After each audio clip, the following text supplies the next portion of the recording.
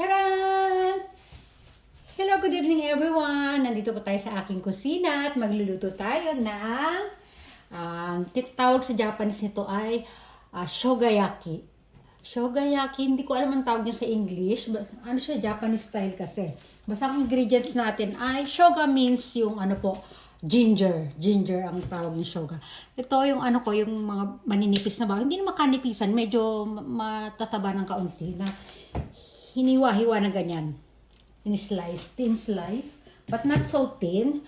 Tapos meron tayo, para siyang toyo, pero hindi po siya toyo kasi medyo manamis-namis. Ang tawag sa kanya sa Japanese ay tsuyu. Meron din tayong sibuyas at ginger paste. Yun lang po ang ating pinaka-main ingredients. Ito ba itinapa akong sibuyas? So, yan lang. Hiwain lang natin yung ating sibuyas. Handa na natin yung kawali. At, ito na. Gulo na naman ito ng ating kusina. Handa natin, ewan ko ba dito, basta laging ganyan. Ayan, handa na natin yung ating sandok. Ayan, dali, magugas muna ako ng kamay. Bago tayo maghawak ng sibuyas, flex man natin ating salt. Ayan, may packet siya. Flex, flex. So, di ba? Kahit nasa kusina tayo, mag-flex tayo. Ano ba naman yung post tayo dyan? Wala tayo ibang kasama. Kundi yung camera, di ba?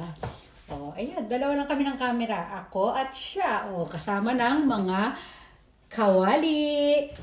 At kung ano-ano pang gamit sa kusina. Ito na, maghihiwa na tayo ng sibuyas, ha? Hiwa-hiwa. Onion. Buksan ko siya dito. Balatan ko siya dito. Ayan. Okay. Nahiwa na natin yung onion. I-on na natin tong ating kalan para start ng kanyang init. Sa umpisa, nilakasan ko yung kanyang init, yung kanyang paw, ano ba tawag dyan? Kasi hindi wala naman siyang apoy eh. Nilakasan natin yung kanyang init, then, pagka mainit na siya, medyo, dinaan natin siya ng konti. Maghahanda ako ng konting mantika. Oh no! Wala tayong mantika. Wala tayong mantika. Ito pala, meron akong mantika dito. Yung mantika na pinagprituhan ko na lang iba lasa. Pinagprituhan ko yan kasi ng Hindi bali, biyaan mo na. Ako lang naman nakakaalam. Pinagprituhan ko po kasi ito guys ng manok. Ayan, lagyan natin ng konti. Konting-konti lang naman para lang mabasa yung kawali. Ayan. Okay lang tayong ganyan. Post pa rin tayo dyan, di ba? Ayan. Medyo maingay na kasi binuksan ko po yung exhaust fan. Dapat ang lulutuin ko po talaga ay beef steak, pork steak, kasi pork yung na yun. Kaya lang ang problema ko po, wala akong toyo. Yung toyo lang dito sa ulo ko ang meron ako. Ito, hindi po siya toyo, para siyang toyo na manamis-namis. Ito, pag ginawa niyo po ito sa Pilipinas, pwede po yung gagamit kayo ng normal toyo, tsaka para medyo tumamis-tamis, lagyan nyo na lang ng asukal. Ayun, tapos kayo importante, meron tayong luya paste. Ginger paste. Ayan, ang may sibuyas na siya. Alam, wala po itong bawang. Only sibuyas. Ha? Ano ba yung accent ko ng sibuyas? Ano ba tama? Sibuyas? Ako like kasi akong sibuyas. Ano ba ang tama? Sibuyas, di ba? S-I-O. Ako, maating dila ko. Alam mo, lagi yung bigkas ko, sibuyas. Di ba ang tama sibuyas? Naku, yung kamay kong inawa ko sibuyas and nailagay ko na sa bulsa ko. Kasi alam niya, pag may may gamit ako, may bulsa, hindi ka po magganyan, wala, inaano ko talaga yung ang tawag doon, ine-emphasize. Ewan ko kung tama ba yung mga English na ginagamit ko. Basta, diba? Luto lang, pag may time, malamang naririnig na naman ako ng asawa. Kasi nakabukas yung bituan mo sa taas eh. Naririnig na naman ako dumadal-dal dito. Ewan ko ba? Hindi ko maialis sa sarili ko yung ganyan, yung madaldal ako pagka. Buti na nga lang kamo. Hindi. Nung hindi pa naman uso yung pagbablog, hindi naman po ako ganito kadaldal sa harapan ng kusina. Ayan, nadadala na lang ako ng Siyempre, kailangan natin ng pang-content, diba? May kilala mo kayo ganito kadaldal. Diba? Alam ko gusto sa sarili ko na madaldal ako. Tapos ngayon, ito, malinis na po ito, hugasan lang natin ulit. Hindi naman, binasa ko lang siya ng kaunti. Binesal, tumalong isang piraso. Tapos na natin. Na natin. Iniisa-isa ko po siya, binibilang ko siya. 1, 2, 3. Sundan nyo, baka masama natin ito sa ano, sa question and answer. 4, 5. Hindi, pinaghihiwalay ko kasi. 6, 7. Oh no, 8. Dikit-dikit pa kasi eh. 8, oh no, 9, 10, 11, 12, binilang eh. 13, hinaman natin. 14, 15, 16, 17, 18, o diba? 19, 20, 21, ito nalaglag eh, 22, 23, 24, oh, 25, 26, 27, hinihiwalay ko talaga siya, 28, 29, naku po, mukhang abot ng 52 30, 31, 32, 33. Ayan. Hindi ko na po na-videohan ng buo yung aking pagbibilang. Pero according sa aking bilang ay 52 slices. So, di ba? 52 slices ng karne. Ayan. Kailangan i-ano natin siya. Ayan. O, di ba? Yung mga words ko lang naman. Ayan, di ba?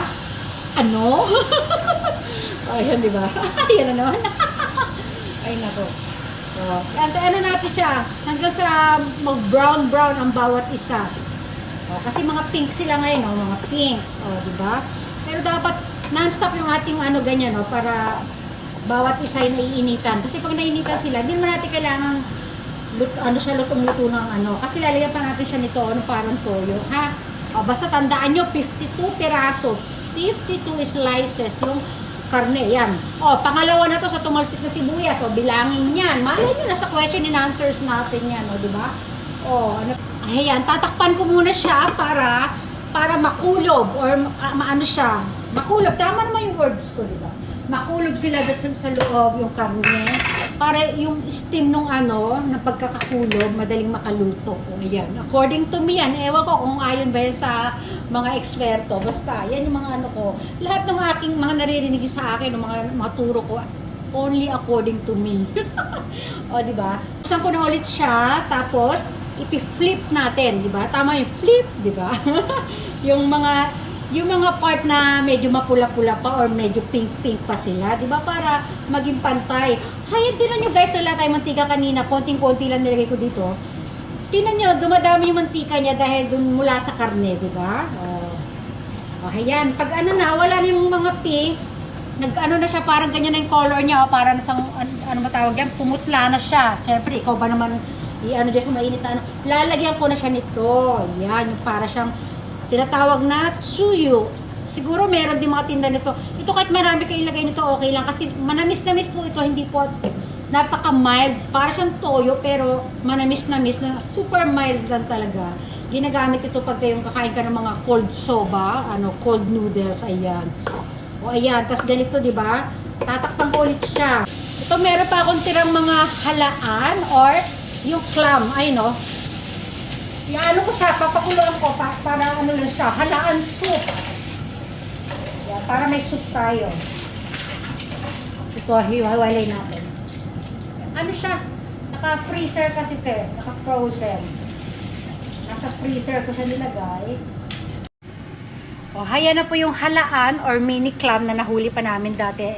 Kami naghuli niya sa dagat nung naligo kami nung nakaraan. Nakalagay siya sa freezer. Kasi ito naman yung niluluto ko ngayon. Ang sarap niya, O, lumabas na yung mga mantika mula doon sa baboy. Ganyan kaninipit yung baboy. Ito na. Ayan, kumukulo-kulo na siya. Lalagay ko na yung ating ginger paste. Naku, parang kulang yung ating ginger paste. Kalahati na lang pala to. Alam nyo kasi inuubos ko yung ganito. Isang ganyan, dapat. Pero wala tayong magagawa kasi ito na lang talaga natira. Pagkakasyahin ko na lang, bahala na yung sulasa. Pero parang okay pa naman siya. Kasya pa naman. Yan, pisain natin mabuti. Yan. O, diba? Pisang-pisa. Mag-upasay ng kape. O. Halu-haluin natin. Yun lang po ang pinaka-ano niya, ha? Pinaka-ingredients niya. Wala po ako nilagay na asin or wala po. Pero mas, naku, pangatlong sibuyas na ang nalaglag. O, yan, ha? Tatandaan nyo yan. Pangatlo na yan. Naku, ay yung soup natin, kumukulo-kulo na siya. Mabilis, kumulo. Ang style po ng asawa ko, pati ng biyenan ko, o siguro style ng Japanese, pag kinakain nila itong tinatawag na shogayaki, nilalagyan po nila ng ano, ng mayonnaise. Ako hindi ko nilalagyan kasi ano po, isa po yun sa pinaka-ayoko yung mayonnaise. Hindi ko ako mahilig sa mayonnaise. Ayan ha. Oh. Ayan, ano na siya. Medyo ano pa natin siya konti para ma-absorb lang yung lasa nung ano, ginger. Ayan. Oh. Ayan na, ilang minuto na lang. Tapos na po yan. O, ano natin, take a closer look muna tayo. Charan! Ganyan po ang itsura niya. At amoy ano siya, amoy luya. Masarap po siya, masarap. Siyempre, luto ko ito eh. Yan, kumukulo-kulo na rin po yung ating clam. Aalisin ko lang ito oh, yung pag kumukulo kasi siya para hindi siya bula. Dali. Oops. Ayan, hininaan natin apoy. Pag hininaan nyo apoy, ayan oh, yung tawag dyan, para siyang latak. Hindi, ganyan po talaga siya. O ayan, humupa na po yung pagkulo niya. Kasi hininaan ko yung ano niya, pinakainit ng kalan. Ayan na, nag-o-open na yung mga clam. Ito po, alam niyo to, kung merong, basta pampalasa po yan eh. Hindi ko alam ang tawag. Para siyang, itsura ng tsaa. Pero ano siya, pampalasa daw yan. Lasang sea flavor. Masarap siya, pang seafoods. Dashi yung tawag nila. Basta para siyang galing sa parang broth. Ayun. Ayan na siya. Ito na yung aking off na natin. Off na natin to. Ito na lang aantay ko. Papakuluan ko pa siya ng husto para mas masarap. Ayan, magpapaalam na po ako. Bye-bye! Sana po may natutunan kayo sa aking pagluluto.